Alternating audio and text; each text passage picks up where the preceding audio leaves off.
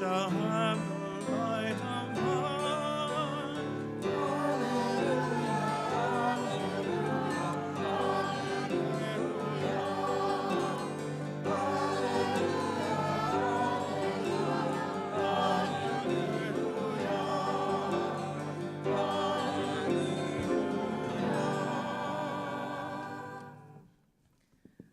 And the Lord be with you.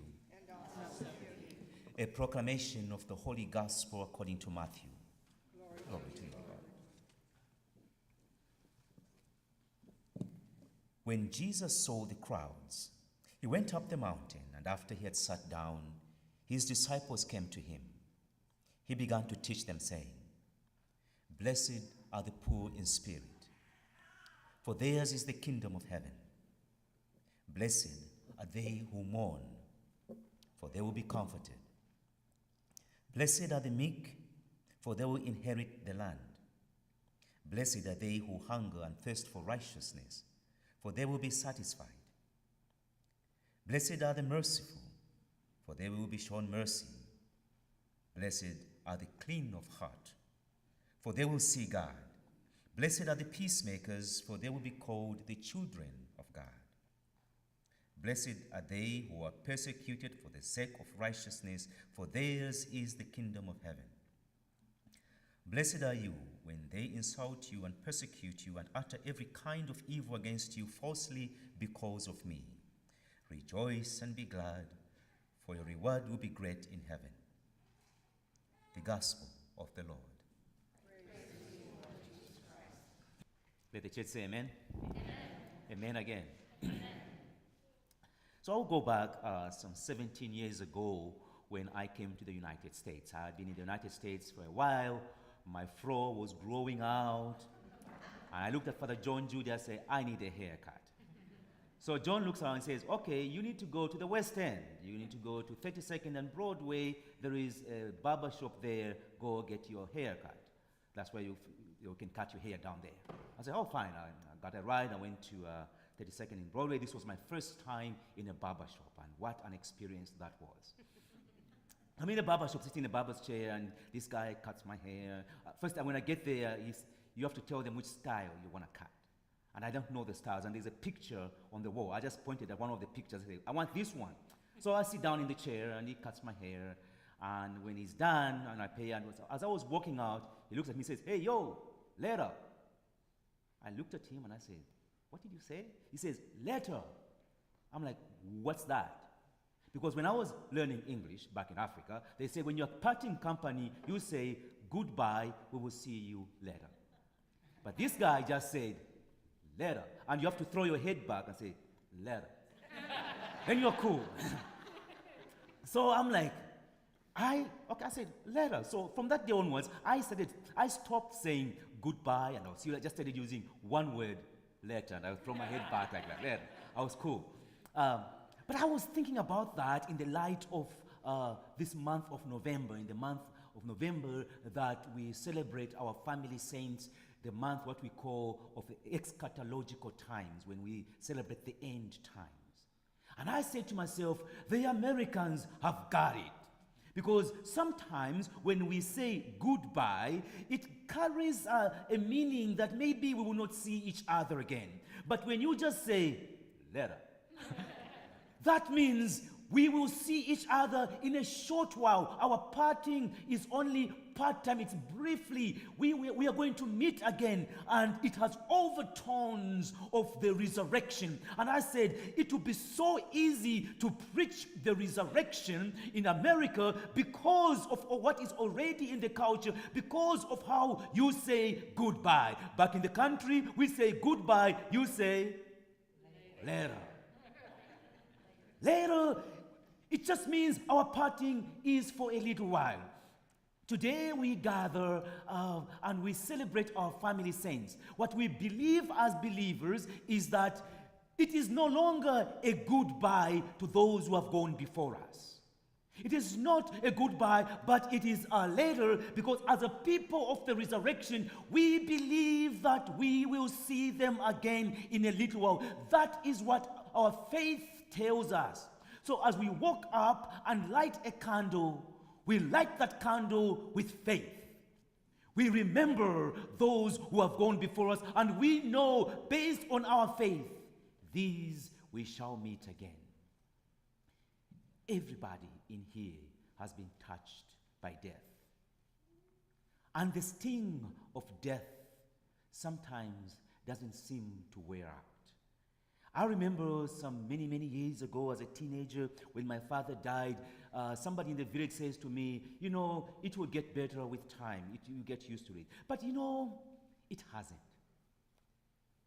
There are little things that happen in life that just remind me I don't have a father. And that pain, the pain of losing him. Yes, I light a candle, but the pain, the sting of death is still very much. I remember graduating from high school, and the parents would come over and they would tie the tie of their loved ones, the little ones, and straighten the tie out.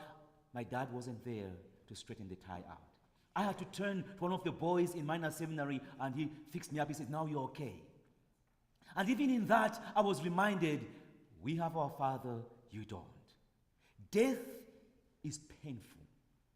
There are some here who have buried their spouses. There are some here who have buried their parents. There are some here who have done even a very difficult thing. I could never ever imagine it. Buried your own child. How can you say to that person, it will get better? Because every day as they walk, they are reminded of that pain of loss. But what we gather today to celebrate, my brothers and sisters, this is where our faith hinges. And this is where, as we gather to celebrate as a believing community, no matter how painful death is, no matter how they tell us it will get better, but every time we are reminded of our loss, when we gather in this manner, we gather to reaffirm our belief in the resurrection. For those of us who believe in Jesus Christ, we say, yes, the pain is real, but we also say it's later. We are a people of later. These have not gone, these have not, in death, life does not end. In death, life is changed. In death, the connections that we build in life do not unravel. I believe very strongly, you walked up here, you lit a candle for your child, for your spouse, for your loved one, that connection that you had with them didn't end in death. Somehow we are still connected with them. They are still looking over us and around us, and they still, as much as we carry them in our hearts. My mother is a very earthly person. She is one of those people who used to talk about grandma as if grandma was alive. She would say, well, grandma visited me last night. Well, grandma had been gone 20 years before I was born. And mother would listen to grandma. Grandma would come into her dreams and direct her to do this and to do that. And I always wondered, is she okay? But the older I get and as I hear people's stories, I know that this is real for others, that somehow that connection still continues. Today what we celebrate is this, that those who have gone before us, these have fulfilled the mission that God gave them. The only reason that you and I are alive is because our mission still presses on, while their mission is complete. And when they have done everything that God created them to do, God said, now come home. And they're home. And I want to thank you for choosing to baptize, on this beautiful day, because she reminds us of something. She reminds us that to each one of us, we have been given a mission by God.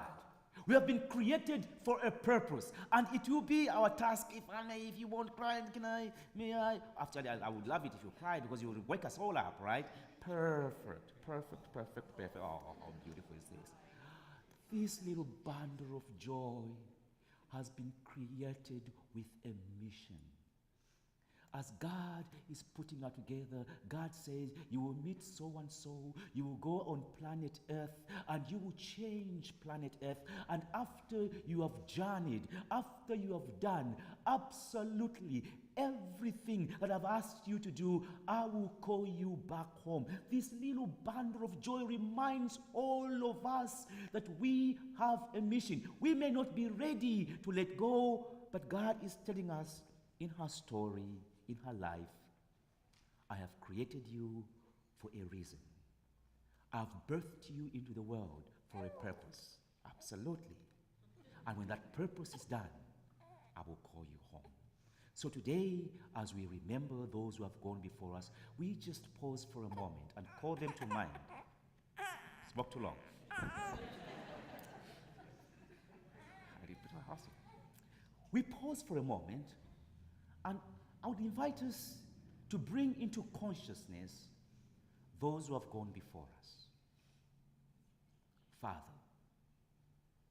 mother, brother, sister, cousin, husband, wife, child, friend. One of the things that I miss in my father is his love. And as I bring him into consciousness, I bring that love in.